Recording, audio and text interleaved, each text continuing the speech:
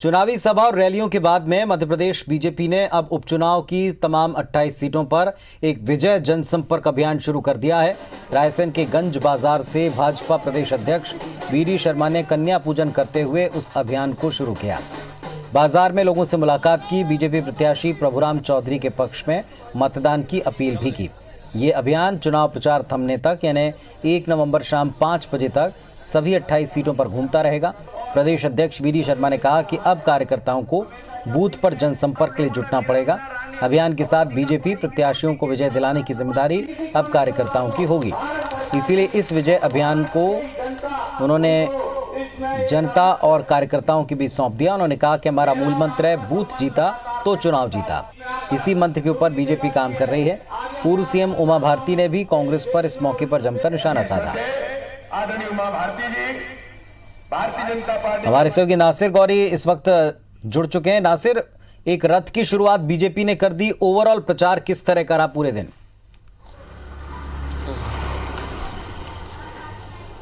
देखिए, मध्य प्रदेश में देखें तो जो चुनाव प्रचार है दोनों ही पार्टियों को, कांग्रेस और बीजेपी का उफान पर है, लेकिन बीजेपी थोड़ा सा आगे चल रही है। बीजेपी ने आज विजय जनसंपर्क अभियान की शुरुआत की है रायसेन से, और खुद वीडी शर्मा और उमा भारती मौजूद थे। और जैसा कि लगातार उनकी जो कोशिश है कि पोलिंग बूथ तक के कार्यकर्ता के पास पहुंचे जाए, क्योंकि पोलिंग बूथ का कार्यकर्ता ही वोटर्स को पोलिंग बूथ तक पहुँचा सकेगा। और ऐसे में उनकी फोकस यही है कि ज़्यादा से ज़्यादा पोलिंग बूथ तक पहुँचा जाए और जिसके ज़रिए जो वोटर्स को कहीं ना कहीं वोटिंग सेंटर तक पहुंचाया जा सके, जिससे इनका वोट का परसेंटेज बढ़ सके। क्योंकि कोरोना का दौर है, ऐसे में वोटिंग का जो परसेंटेज है वो कम रहेगा। अगर वोटिंग का परसेंटेज कम रहता है तो कहीं ना कहीं बीजेपी के लिए नुकसान है, और उसकी भरपाई करने के लिए वो इस तरह की कोशिश है कि ज़्यादा से ज़्यादा जनसंपर्क किया जाए। और इसीलिए उसने अब अपने अभियान का नाम विजय जनसंपर्क अभियान नाम दिया है। और खास बात यह है कि विजयदशमी के पर्व पर इसकी शुरुआत की गई है।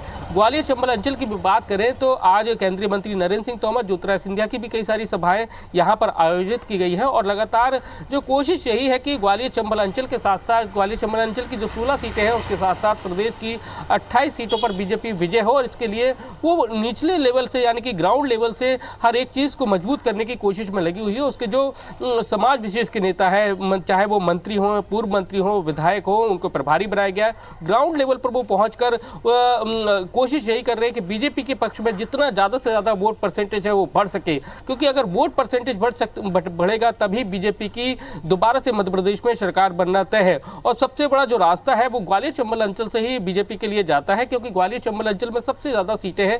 यहाँ 16 सीटों पर उपचुनाव होना है। 15 सीटें ऐसी थीं जिससे विधायकों ने इस्तीफा दिया था, और एक सीट थी कि निधन के बाद खाली हुई है। तो कुल मिलाकर देखा जाए ज्योतिरादित्य सिंधिया के गढ़ में सबसे ज़्यादा फोकस बीजेपी का है और कांग्रेस का भी है।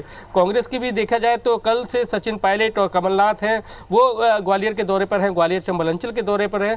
तो दोनों ही पार्टियां चुनावी रण में उतर चुकी हों। और ये 7 दिन हैं बेहद खास हैं, क्योंकि चुनाव प्रचार में अब 7 दिन शेष रह गए। और 7 दिन में दोनों ही दलों की कोशिश है कि ज़्यादा से ज़्यादा अप्रोच वोटर्स के पास पहुंचाया जा सके, ग्राउंड लेवल तक पहुंचा जा सके, जिससे जो उनका वोटर्स है, जो कट्टर वोटर है और जो कुछ ना कुछ डैमेज हुआ है, क्योंकि जो 22 सिंधिया समर्थक थे आ गए थे, ऐसा कहा जा रहा था कि उससे कुछ सीनियर्स जो बीजेपी के नेता हैं नाराज हो गए, उनको जमीन खिसकने का अपना डर है। तो ऐसे में बीजेपी की अभी भी कोशिश यही है कि उस डैमेज को कंट्रोल करा जाए। और ऐसे में कई सारे जो नेताओं को भी उधर लगाया गया। और ऐसे में आप देखना होगा कि बीजेपी अपने कितना अभियान में सफल होती है और कांग्रेस अपने अभियान में कितना सफल होती है। 10 तारीख के नतीजे ही बताएंगे। हालांकि एक ही बात, जो जैसा आपने खुद कहा कि बीजेपी प्रचार में थोड़ा सा आगे चल रही, लेकिन यहाँ जिम्मा कांग्रेस पार्टी की तरफ से पूर्व सीएम कमलनाथ ने संभाल रखा। उन्होंने आज एक बार फिर से खरीद फरोख्त की राजनीति पर कटाक्ष करते हुए कहा कि हमारे भी संपर्क में कई हैं, लेकिन हम इसे करना नहीं चाहते। क्या ग्राउंड तक एक मैसेज जो पहुंचाना चाहते हैं, या जनता को बार बार ये रजिस्टर करना चाहते हैं कि उपचुनाव हो क्यों रहे हैं, किसकी वजह से हो रहे हैं, और उनको कैसे जनता सबक सिखाए? क्या ये मैसेज भी इसमें है बार बार? देखिए, बार बार इसी मैसेज को लेकर इसी एक लाइन पर बीजेपी आगे चल रही है कि उनको बिकाऊ नहीं टिकाऊ चाहिए। इसलिए वो चुनावी मैदान में, और चुनावी मैदान में इसलिए है क्योंकि अब वो लोकतंत्र को बचाना चाहती है। साफ कहा जा रहा है कि ये बीजेपी और कांग्रेस का चुनाव नहीं है, बल्कि लोकतंत्र को बचाने का चुनाव है।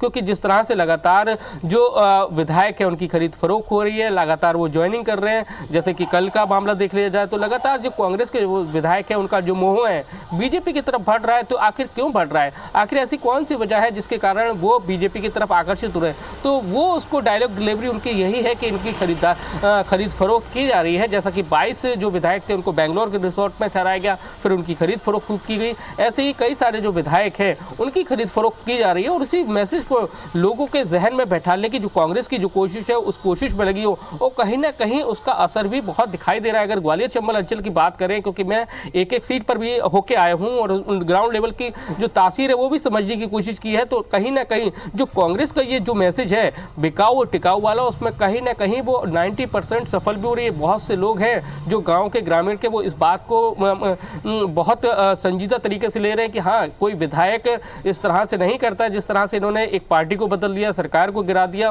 और कोई ऐसा भी नहीं है कि सिर्फ विकास के लिए ऐसा करे, क्योंकि बिना विधायक के उनको मंत्री पद दिया जा रहा है, उनकी शर्तों के मुताबिक दिया जा रहा है, उनकी शर्तों के मुताबिक उनके नेता को कहीं बड़े पद पर भेजा जा रहा है। तो ऐसा नहीं है कि ये केवल विकास के लिए, उनके क्षेत्र के विकास के लिए किया जा रहा हो, बल्कि इसके पीछे बहुत कुछ है और जिसको कांग्रेस कहने की कोशिश कर रही है, लोगों के पास पहुंचाने की कोशिश कर रही है। लेकिन वो इसमें कितना सफल हो पाती है ये तो 3 तारीख को जो वोटिंग होगी उसमें पता चल पाएगा और 10 तारीख के नतीजे ही बता पाएंगे कि कांग्रेस अपना जो मैसेज है बिकाऊ और टिकाऊ का, गद्दार बनाम वफार का, वो उसमें कितना सफल हो पाती है।